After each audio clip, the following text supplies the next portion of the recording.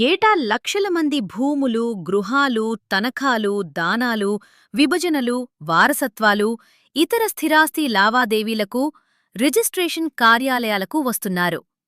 పెరిగిన కార్యకలాపాలకు తగ్గట్లుగా రిజిస్ట్రేషన్ సేవల్ని అందించేందుకు పాస్పోర్ట్ సేవ కేంద్రాల తరహాలో 26 జిల్లాల్లో రిజిస్ట్రేషన్ ఈ-సేవా కేంద్రాలను ఏర్పాటు చేస్తున్నట్లు ఆంధ్రప్రదేశ్ ప్రభుత్వం ప్రకటించింది.